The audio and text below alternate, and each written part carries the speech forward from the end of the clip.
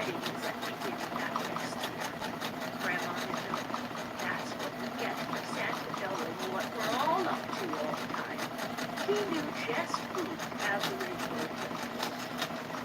According to Grandma Harper, the radio wouldn't respond when someone turned the dial like a normal radio did, since Santa himself had delivered it to Boone's grandfather. The story went that the radio chose who it would play for and when. And when it played, it created havoc for whoever heard the songs. Aunt Meg teasingly called the radio a matchmaker. Boone and Junie had heard their whole lives about the first year Santa had brought the radio, and how the men and women who heard the radio play ended up getting together one way or another. He'd learned the hard way not to share that part of the story, especially not around them. Their flirting always picked up a notch whenever he had, as though they thought he was coming on. Junie and Aunt Meg loved to ramble on and on about the romantic notion of the radio being a matchmaker during the bonfire, which was another reason Boone refused to take Yes up the mountain. He wasn't sure he believed in that part of things, especially since none of them, Junie, Aunt Meg, nor him, had ever heard a single note come from it. Hazelnut released a shout, screamed, brushed away all the thoughts of the peddling matchmaking to the radio, patted herself. No, he thanked me. He would do what he'd done for the past few years. He would stay as far away from the people as he could. Christmas was besides, how could I leave you alone? He said to Hazelnut, though he knew how stupid it sounded.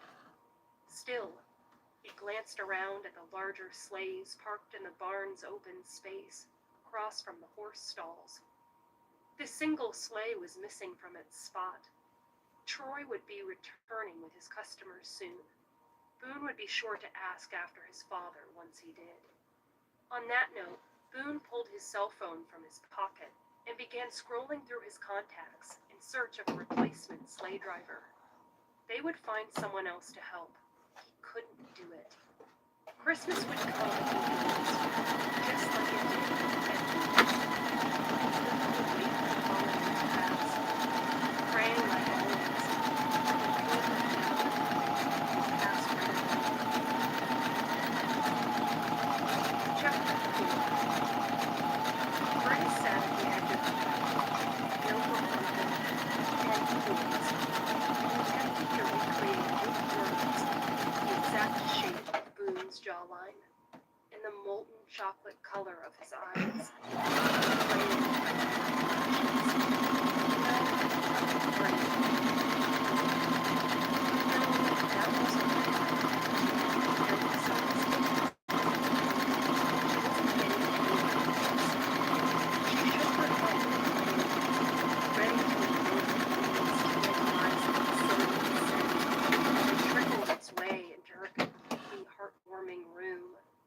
White walls, dark wood ceilings, matching dark wood doors leading to a balcony outside and an adjoining bathroom. She could have sat in the plush white armchair with its massive pink blooms shouting all over the fabric, but she preferred to sit on the bed and enjoy the view of the chair instead. Time to try again. Grace closed her eyes. Boone had made her mouth water as though sugary homemade icing were melting on her tongue. Yeah, that was a good one. She leveled the pen, but for some reason it wouldn't move. Come on, she grumbled.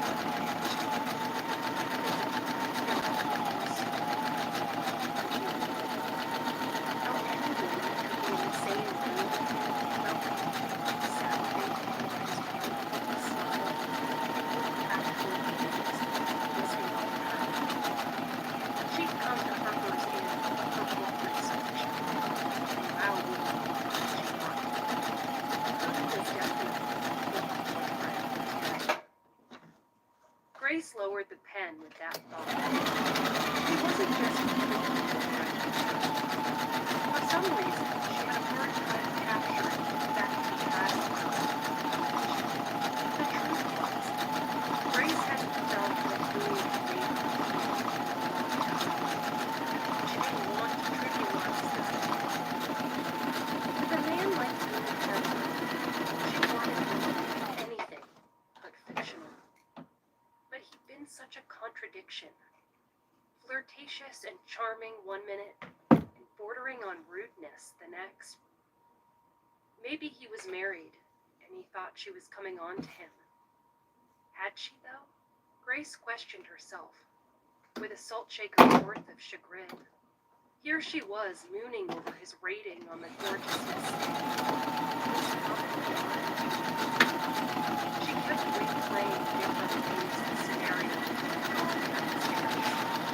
Her favorite featured blue themes and struck by love as she was by him. They were the only two. He asked for her number, then planned a clandestine meeting, where he then swept her in his million muscular arms. Hearts throbbing, blood pulsing.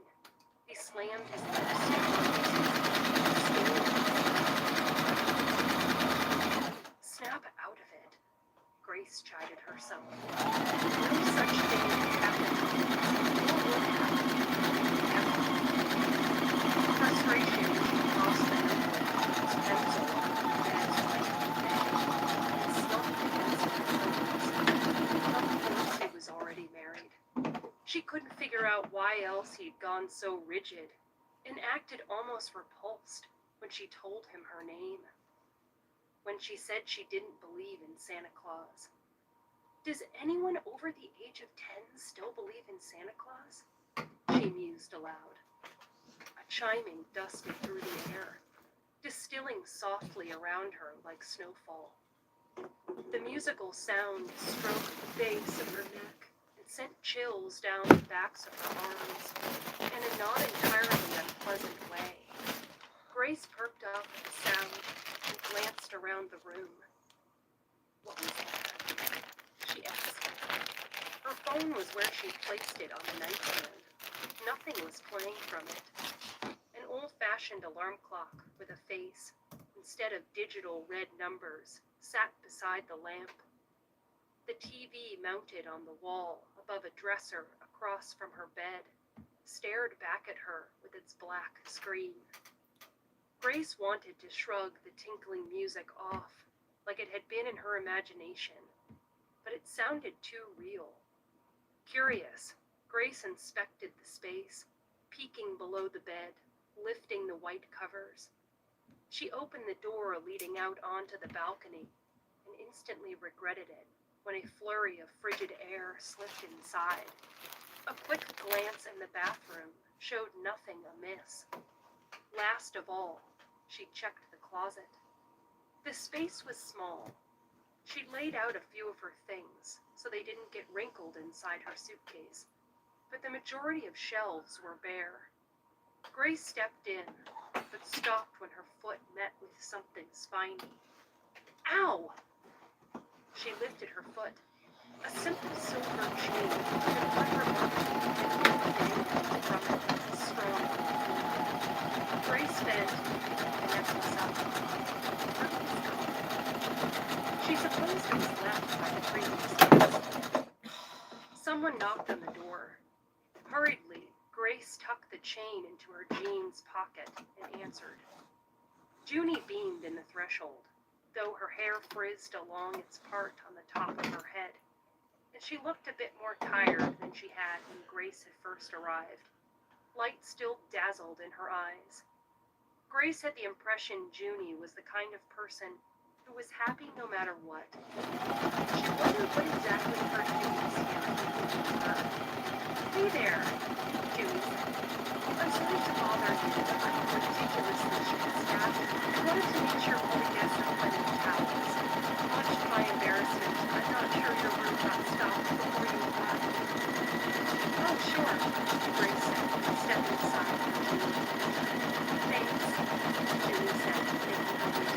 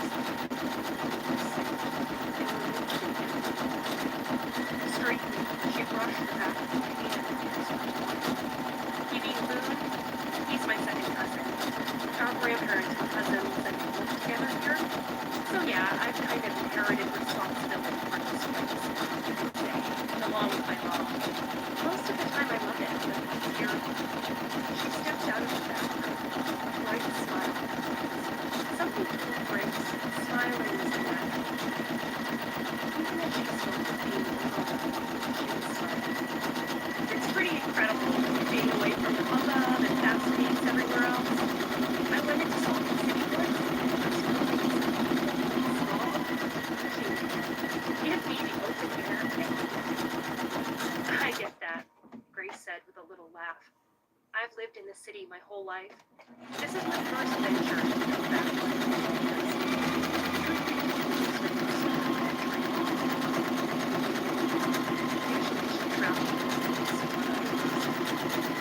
Junie laughed, the expression that freckles dusting across her nose. Backcountry is about right. Well, I'd better get going. Have a good night. Thanks, you too, Grace said. Before she knew it, Junie was out and closing the door behind her. Too late. Grace remembered the necklace she'd found.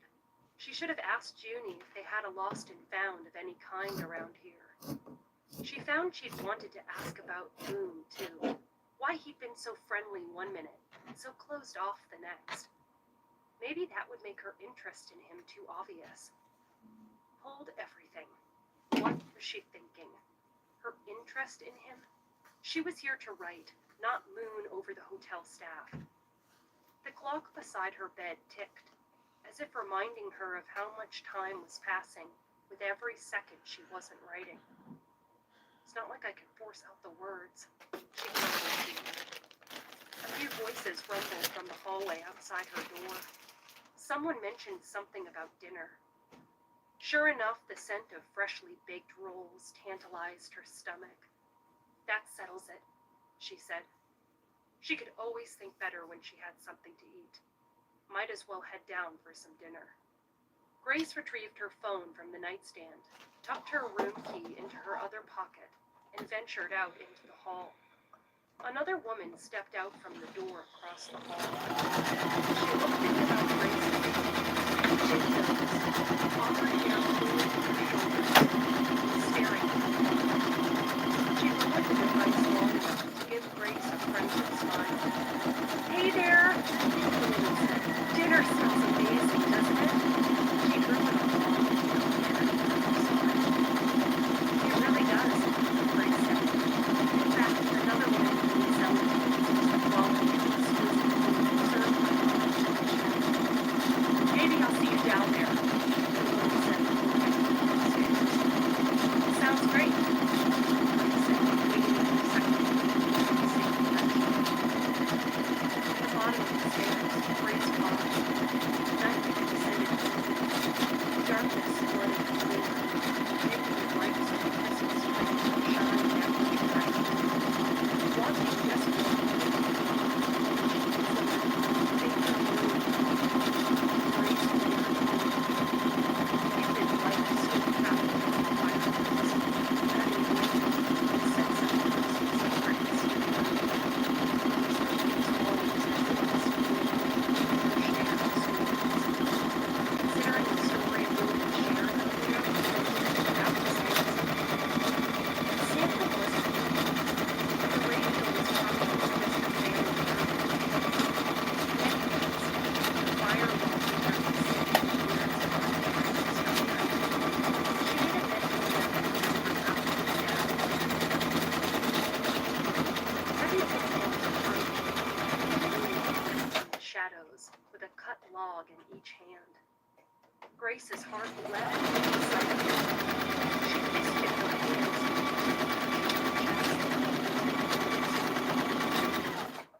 He barely glanced her way as he muttered a hasty, "Evening." "Hey," she said, tucking a strand of hair behind her ear. Her eyes plastered to his movements as he crouched before the fire and tossed the beams onto the pile. He was built better looking than most men, in a stop-and-stare kind of way, the way that made single women do a double take and married women force their gazes away to keep their attention where it belonged.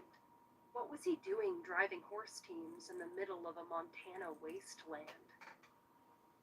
He and Junie both mentioned his family had claims staked to this inn. Was that all there was to it?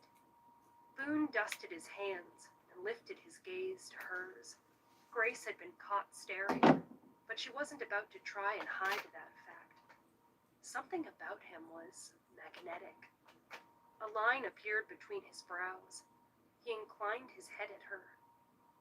"You have a good evening." She held out a hand. Please, don't leave on my account. I didn't mean to interrupt anything. Ugh, what was wrong with her? Please don't let me interrupt you throwing logs onto the fire. She fought the urge to roll her eyes at herself. His face remained stoic. Not interrupting. I just like to make sure the fires stay lit during the business hours. Right. I was just heading to dinner. She had this sudden urge to invite him to join her. But if he was this jumpy just being in the same room with her, that probably wouldn't go over well.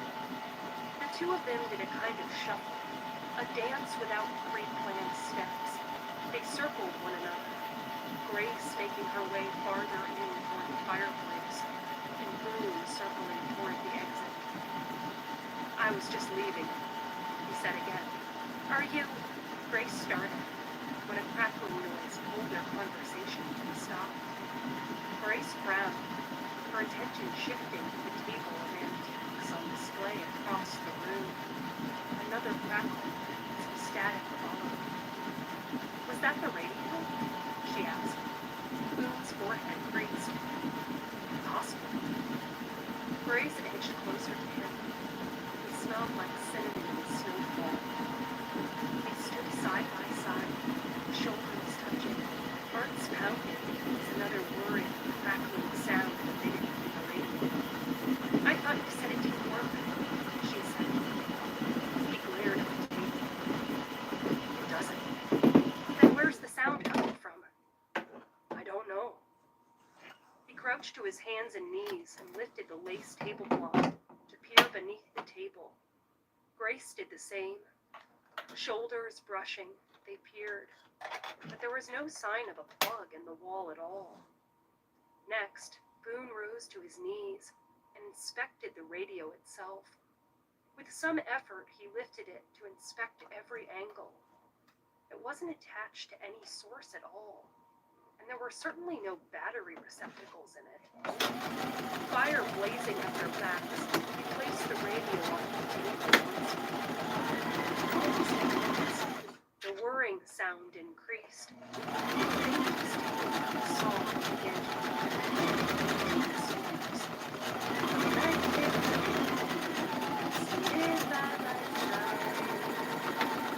Is that? Grace began. Boone silenced her with a hand, leaning in close, turning his ear toward the sound. Bells all the way, oh, what fun it is to ride. That's Jingle Bells, Grace said. Unbelievable. Boone's statement swept chills down her arms. A tinkling sound emerged then, not from the radio, a sound with clinks and jangles. It was metallic and rattling, and yet light enough to brush up Grace's spine, with all the tickling effect of a feather. Just enough to trigger goosebumps along the base of her neck. What was that? She asked. Sounded like it came from the chimney.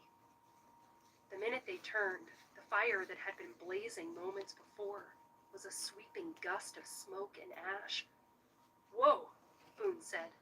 They exchanged a look. I just added those extra logs. That's impossible.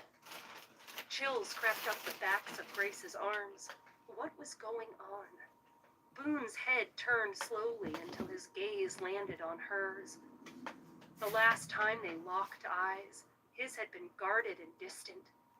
Now she could swim in his expression. The depth in his gaze was so striking. She had to take a step back and exhale. How long did you say you'd lived here? She asked. 3 years, though I grew up here before that. And you've never...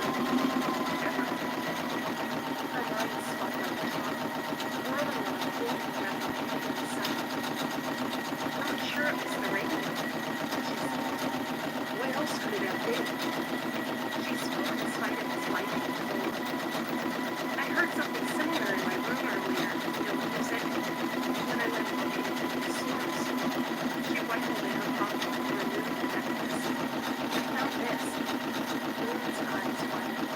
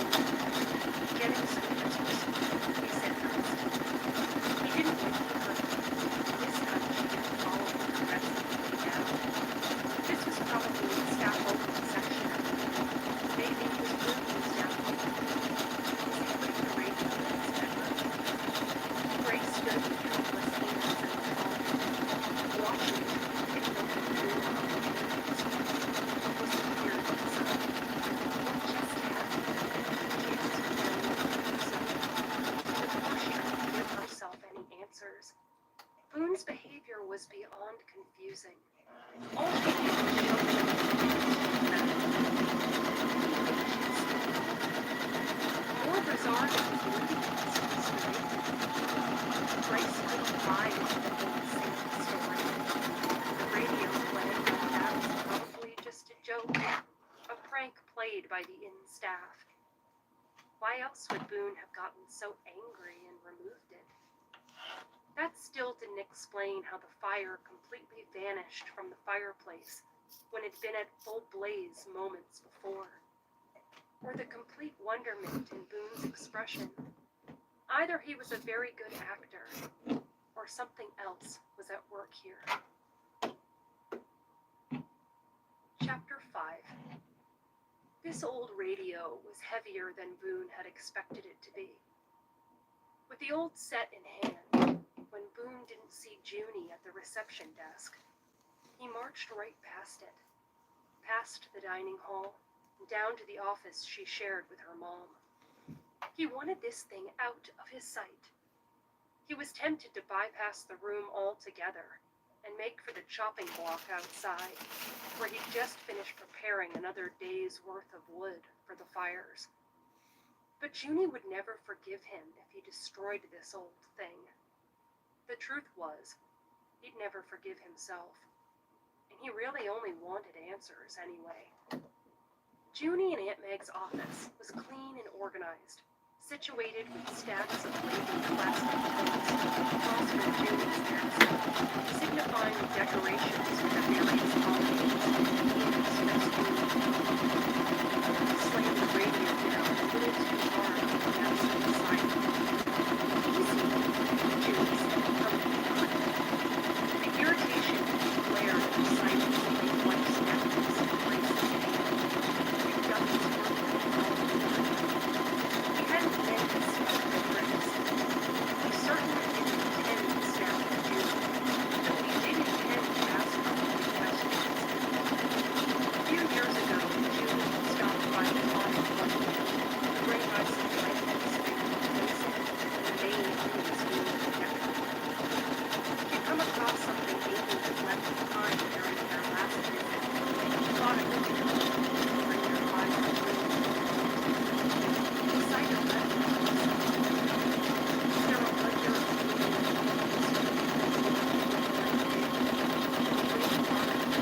shattering and missing the fire. The entire body was sweating as if it never came from the fire. Except that he was rid of everything the two of them had had together. He took that locket and tucked it away in the drawer at the cottage. How could the necklace possibly have gotten back to the inn at all, let alone into Grace's hands? Grace, the same woman the radio had played for. "What's the matter?" Junie asked. Boone worked to compensate. He was far too agitated. He inhaled a deep breath and exhaled just as slowly, working to keep his voice calm. "Do you know how one of the guests got a hold of this?" With the necklace strung around his middle finger, he allowed it to dangle from his downturned palm and met her eyes. Knowing the same recollection passed between them.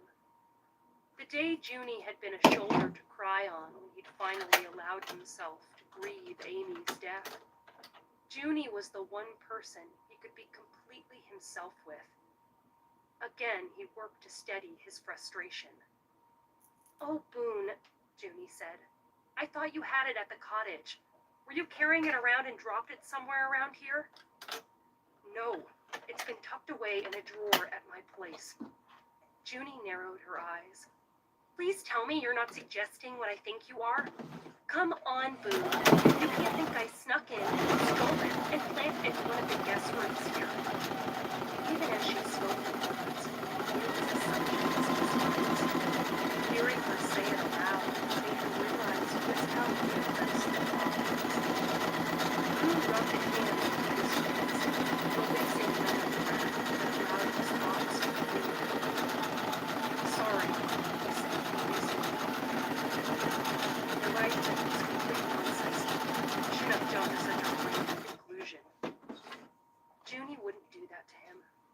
She wouldn't sneak into his house and rifle through his pistol. She did. Paused at the sight of the radio inside the kitchen. Don't tell me the radio moved its way in here on its own, too. That was me, he said, resting his hip against the desk. She hugged the toolbox to her chest. Uh-huh. Care to tell me why you've decided to redecorate? I heard it play, Junie. He waited for her to deny the admission, to call him an idiot and remind him that the old thing hadn't been heard to play for 100 years. But her expression remained unchanged. She tucked her lips into her teeth. Why don't you look surprised? He asked. A thought dawned. He folded his arms. You've heard it too, haven't you?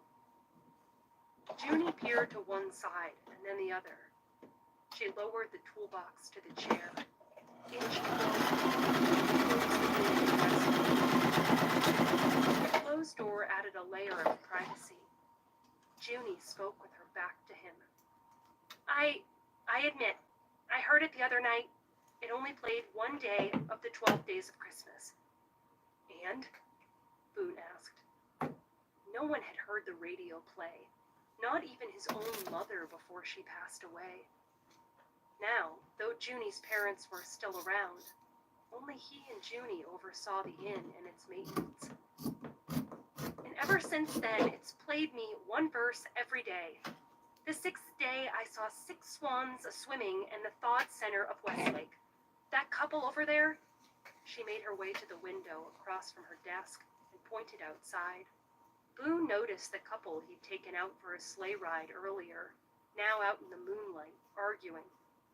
He almost laughed at the sight. Of course they were arguing. Lacey and Jared had been the most irritated guests he'd taken out in a long time. Usually, when couples wanted to ride together, they, wanted to be together. But as these two sat together, they repelled each other like the wrong ends of magnets, cold and frowning and rigid, but bickering the entire time, sitting as far as possible from each other. What's their story? He asked. He wondered it at the time, not enough to do much about it. Junie's room was out of the windows. It's the weirdest thing. They claim not to be married. I pulled up their reservation on the computer. It seemed completely shocked when I showed her as much. She kept insisting she wanted her own separate room, not a room for me. People over here had danced before. There's no way she had a room. Maybe she's never been used. She's not. It's the radio. Boone wasn't so sure. Music had been hadn't been denied how they expected the ship to do.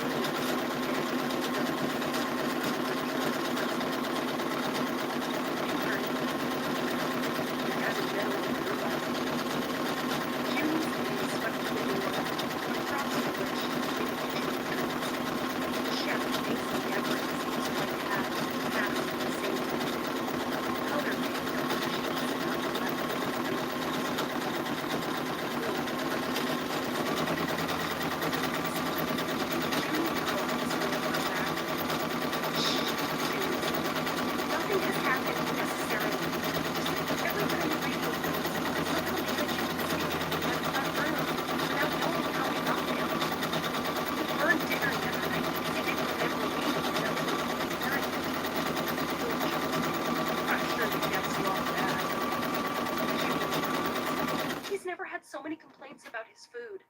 Who am I kidding? He's never had any complaints. That's why we hired Mason Gimlin, because everything he cooks is delicious. He's pretty frustrating. Understandably so. She examined his cherry wood color and dated design, baffled as to how it could possibly be playing now, 100 years later, when it never once played in all the time he'd been around. The music playing from the radio had been the reason reason his grandparents had turned their home into an inn in the first place. Music began to play shortly after its arrival, and, again, Boone recalled his mother mentioning the sheer number of weddings they'd hosted that year because of the radio's magic. He attempted to shake his head, to call the notion out as an impossibility. He wanted to continue denying the matchmaker claim, or that he'd heard anything at all. But the memories, the music he'd heard in the room with Grace, resonated too deeply to do anything else at the moment. He wanted to play off Junie's speculation too, to label her as paranoid or making things up. But he'd heard the story behind this radio his whole life. His grandpa had shared what it had been like for his own father to receive a gift like this.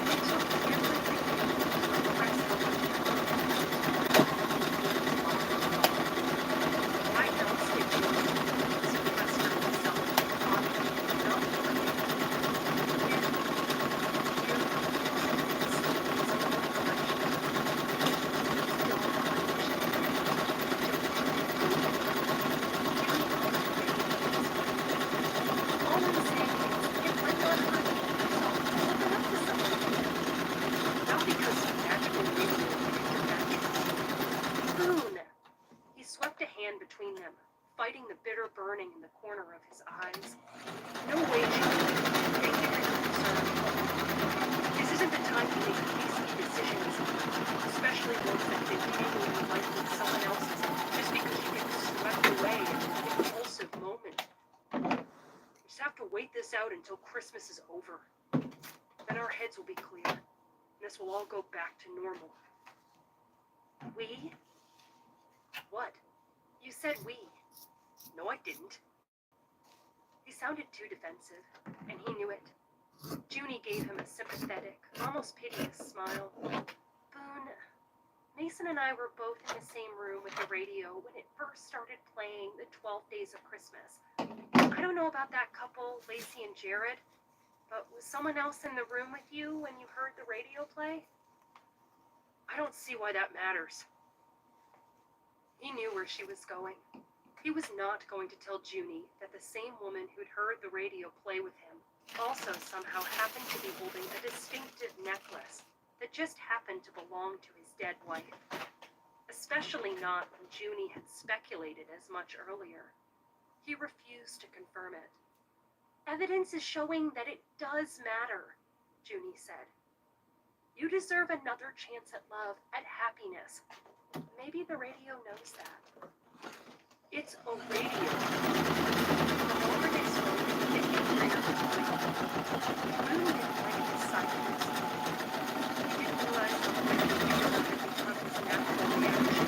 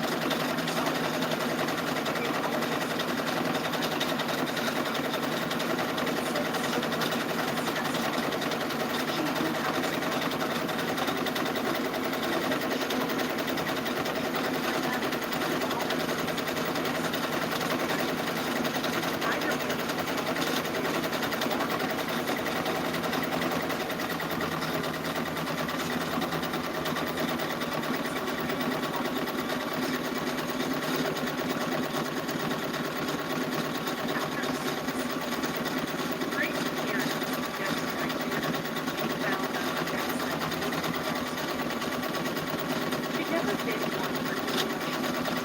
Spent the night in the spot sobbing and offering nothing. She fully intended to yoga and spa it up while she was here. Relaxation and exercise. She always got the best ideas, the most interesting character conversations, plot lines, while either showering or working. Harper's Inn was going to be a source of pure inspiration.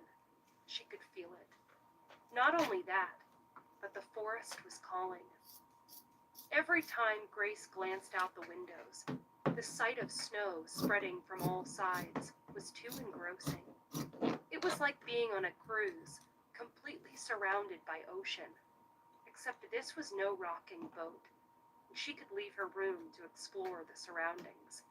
And boy, did she want to go a-roving. She didn't own a scrap of winter attire, so part of the Christmas present from her parents had been an online shopping spree. Dad was even gracious enough not to give her a hard time for spending so much on items she'd probably never wear again. "You'll want something warm," Dad had said, clicking on the red puffy coat with the fur-lined hood, even though it was twice as much as some of the other offerings online. "You would know," Grace had said. And he would. Dad viewed winter the way some people might view a medieval torture chamber. He'd grown up in Norfolk, and instinct was old enough to live on his own. Dad had skedaddled down to the southern U.S. to nearly as hot a place as he could find. His negativity for the cold and the snow, the icy roads and nostril hairs freezing while standing outside to wait for the school bus to come had only infiltrated every conversation they ever had about the season. But he'd always managed to those instances with a laugh. And for some reason, none of his poor feelings had embraced the quality experience with himself.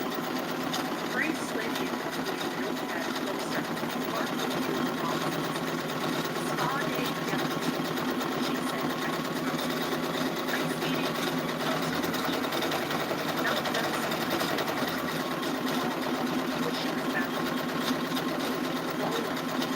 She marked that box. Go again, only rolling. She wasn't here. On a second thought, she crossed out that. The spa day was only right. She had to see the woman's time. The last box caught her attention. It read, "Disclaimer. Enter into the West Village Winter Wonderland, one of the complicated friendly drivers, where unceremonious meetings on hands loaded from British train, with the well-trained horses leading them, jingling all the way. See why guests return again and again, simply for terrible winter adventures. Ride solo or with friends.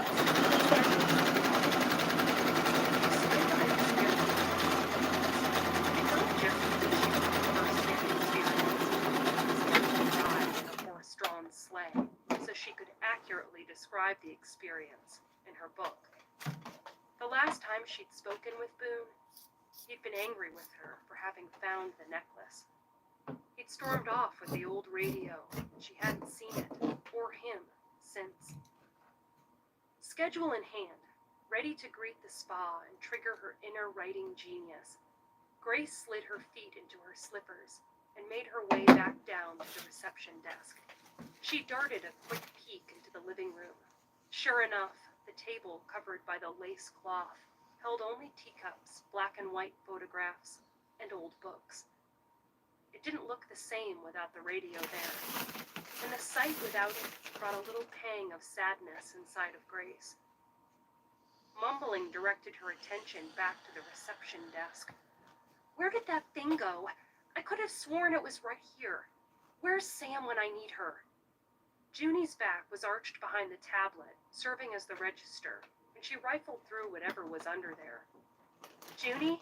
Grace asked, unsure of whether to interrupt her or make her feel more embarrassed by standing up, realizing Grace was there listening to her ring. inching forward, Junie knocked her head on her side of the desk. She lifted her head up, rubbing the top of her scalp. Her blue eyes popped open in surprise. Grace! Hey, sorry, I'm really not this disorganized usually. Or something?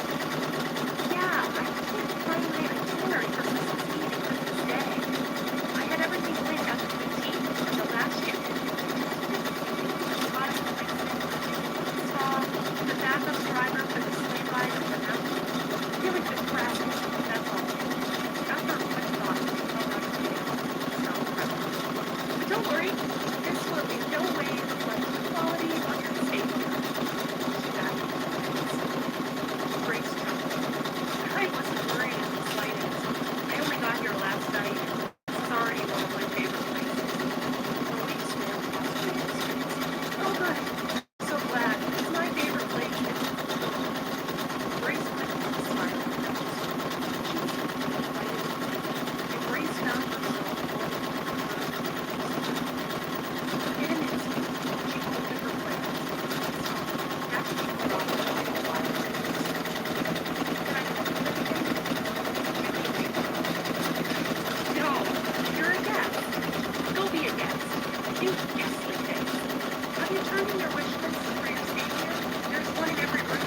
See your activities, visit the spa, schedule a sleigh ride. I'm serious, Grace said, looking after the dog. She really didn't have the time for whatever she was saying. She had a book to write. Still, she felt bad for her. She still had 5 full days left. Still plenty of time for writing. Seeing the inner workings of an inn might also get her writing juices going the way meeting Boone had. I remember you said you were short-staffed. I was going to take a little break anyway. What can I do to help you? Junie's shoulders wilted in relief. Oh, you're an angel. I need to get this shipment taken to the guys out in the barn. You'll have to grab a coat. The only temperature this time of year is 200 degrees below frostbite. Grace laughed. Sure, let me run up to my room and grab it. I'll be right back down.